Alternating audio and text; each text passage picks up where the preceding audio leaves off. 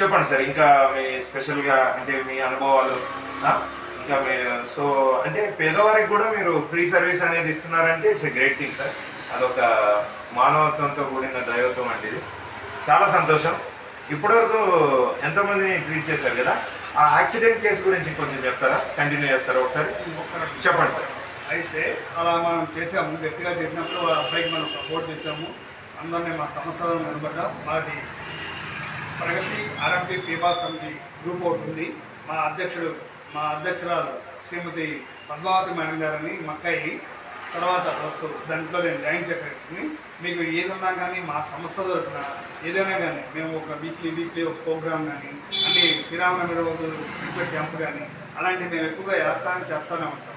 మా సంస్థని ఎక్కడికో తీసుకెళ్లాలని చూస్తూ ఇలాంటి దాడులకు కారణం కూడా మమ్మల్ని కాపాడాలని మనస్ఫూర్తిగా కోరుకుంటూ సీఎం గారిని ఒక రిక్వెస్ట్గా అడుగుతున్నాను.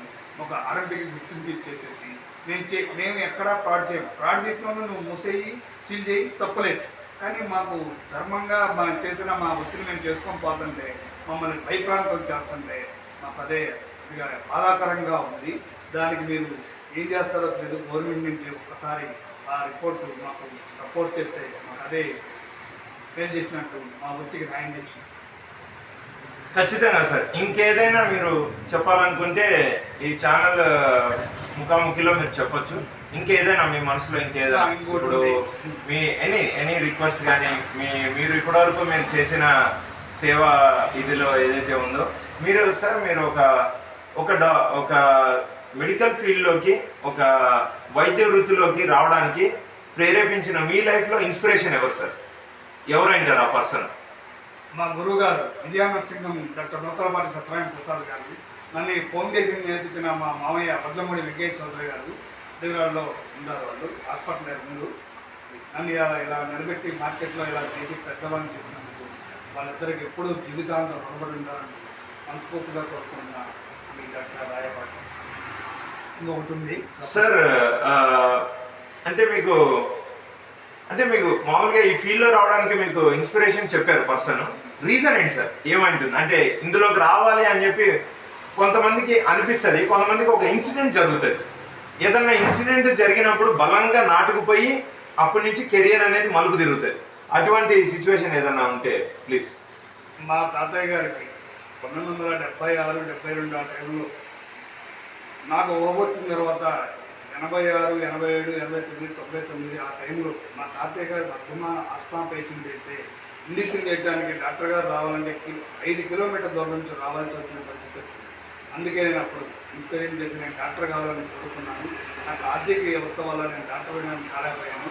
ఒక పెద్ద సీనియర్ హాస్పిటల్లో కంపౌండర్గా చేసి హాస్పిటల్ నర్సింగ్ హోమ్ ఇన్ఛార్జిగా చేసి నేను ఇవాళ ఒక స్టేజిగా ఒక విధిగా ఏర్పాటు చేసిన మా గురువుజీ నూతలపాటి సత్యనారాయణ ప్రసాద్ గారు, నా మార్గదర్శి ముందుకు కనిపించిన మా మావయ్య వడ్లమూడి వెంకయ్య చౌదరి గారు. వీకర్ సెక్షన్ కాలనీస్కి ఈ ఆర్ఎంపీ డాక్టర్లు ఈ వ్యవస్థ అనేది ఒక చిన్న సైజు హాస్పిటల్స్ అని చెప్పి మనం అనుకోవచ్చా సార్? 100%గా అనుకోవచ్చు గురువు గారు. కొంతమంది పేదవాళ్ళు ఉంటారు, కొంతమంది ఉండవాళ్ళు ఉంటారు. అంటే అందరూ యశోదకి వెళ్ళలేరు కదా, సో ఇది ఒక చిన్న సైజు యశోద అంటారా సార్? ఈ రాష్ట్రంలో ఆంధ్ర, తెలంగాణ 2 తెలుగు రాష్ట్రాల్లో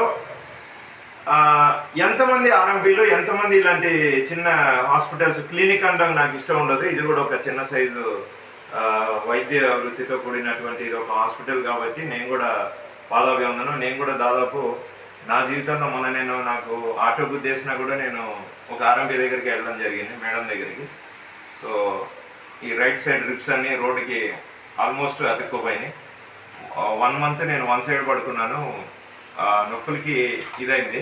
అయితే ఆల్టర్నేటివ్గా కాకుండా ఇవి ఒక చిన్న సైజ్ హాస్పిటల్స్ అని చెప్పి మనం ఖచ్చితంగా ఇది చేయొచ్చు. కాబట్టి మీరు ఆ విషయంలో ఎంత ప్రౌడ్గా ఉన్నారు సార్, ఎంత గర్వంగా ఉన్నారు చెప్పండి. సురేష్ గారు ఆల్రెడీగా తెలంగాణ ఆంధ్ర కలిసి ఆర్ఎంపీ డాక్టర్లు మ్యాక్సిమం వరకు ఒక 75,000 మంది ఉంటారు. 75,000 మంది. ఇలాంటి క్లినిక్లు ఎన్ని ఉండొచ్చు సార్? ఒక ఐ మీన్ 2 రాష్ట్రాలు కలిపి రఫ్గా కొన్ని అట్లీస్ట్ మీకు ఐడియా అంటే మీకు ఉన్నంత వరకు మీ నాలెడ్జ్ కొద్ది. ఇలాంటి క్లినిక్లు మ్యాక్సిమం వరకు ఒక 50,000 పైగానే. Excellent sir, excellent. మీరు అంటే మీకు ఎప్పుడైనా అంటే ఫ్యూచర్లో ఎప్పుడైనా మీకు అనిపిస్తుందా మీరు సర్వీస్ ఒకసారి రిటైర్మెంట్ వచ్చేసరికి మళ్ళీ ఇలాంటి క్లినిక్ తర్వాత నా తర్వాత ఏంటి నెక్స్ట్ నా వారసులు ఎవరు ఇప్పుడు సినిమా ఫీల్డ్లో చిరంజీవికి రామ్ చరణ్ ఉన్నట్టు అలాగే మీరు నెక్స్ట్ ఈ కంటిన్యూషన్ ఈ పేదలకి సేవలు ఈ చిన్న క్లినిక్స్ అందరూ యశోద లాంటి ప్రైవేట్ హాస్పిటల్స్కి వెళ్ళలేరు కాబట్టి ఎస్ఎల్జీ లాంటి ప్రైవేట్ హాస్పిటల్కి వెళ్ళలేరు కాబట్టి ఎలైట్ హాస్పిటల్స్ ఎలైట్ పీపుల్ బాగా రిచ్ పీపుల్కి poor and middle class weaker సెక్షన్కి ఇది ఒక మరో గాంధీ అనుకోవచ్చు కదా. సో దీన్ని కంటిన్యూషన్ అంటే దీన్ని నెక్స్ట్ ఏం చేద్దాం అనుకున్నారు అంటే ఏమైనా ట్రైనింగ్ ఇచ్చి నెక్స్ట్ పెట్టిద్దాం అనుకున్నారా మీ శిష్యుల్ని ఏమైనా తయారు చేయాలనుకున్నారా ఆ ప్లాన్లో ఉన్నారా లేకపోతే మీతోటే లాస్ట్?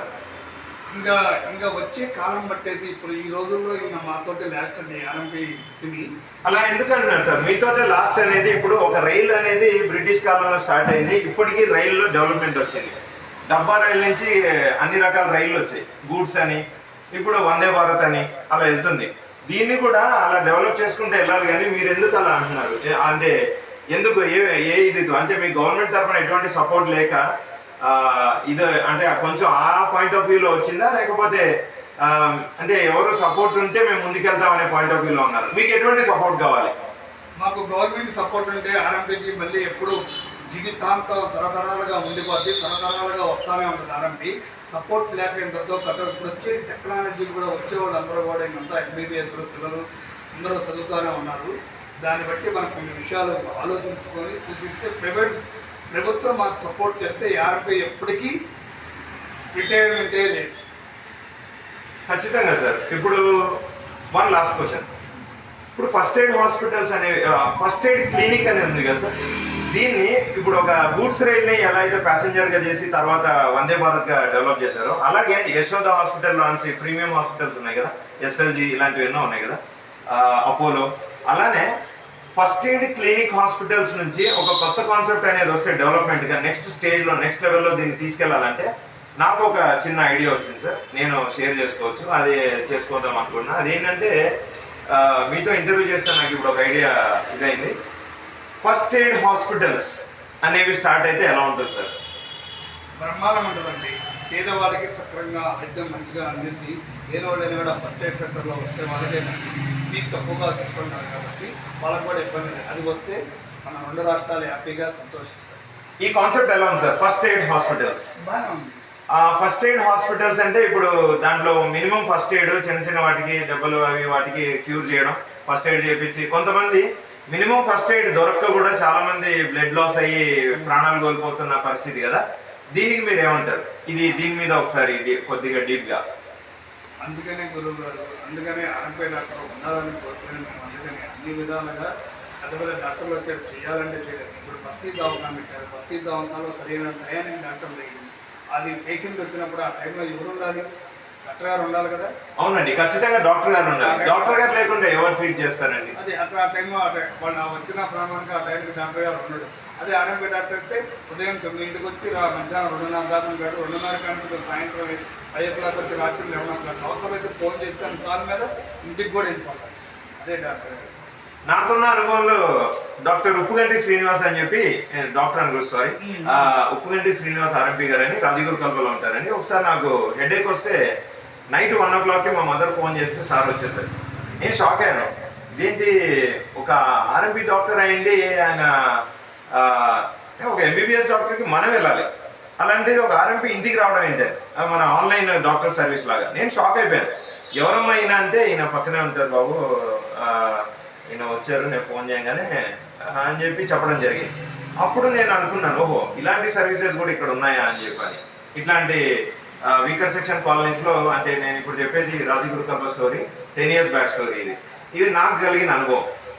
అయితే మీరు మామూలుగా అంటే ఇలాంటి సేవలు హాస్పిటలైజ్ అంటే రెగ్యులరైజ్ అయిపోయి దీనికి కూడా ఒక నాన్ ఎంబీబీఎస్ క్యాండిడేట్స్ ఎవరైతే ఉన్నారో ప్రైవేట్గా ప్రాక్టీస్ చేసి వాళ్ళకి ఏదైనా ఆథరైజేషన్ సర్టిఫికేట్ గవర్నమెంట్ దానికి అన్ని రకాలుగా రావడం అనేది వస్తే బాగుంటుందని మీరు ఇందాక నుంచి అంటున్నారు. సో మీరు ఫైనల్ రిక్వెస్ట్ మీరు ఏం చెప్తారనేది ఒకసారి ఒక మాటలో చెప్పేస్తే మనం క్లోజ్ చేసేద్దాం. ఓకేనా? Right sir, go head getting on.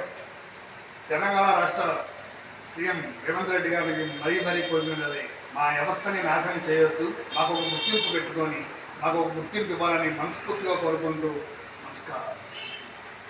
ఖచ్చితంగా sir. Thanks a lot and thank you for your valuable time and that was an extraordinary interview with you. చాలా బాగుంది, చాలా సంతోషం. Thank you sir. ఇంకొకటి సార్ చెప్పండి సార్. Sorry 1 second. డాక్టర్ గారు cameraman గారు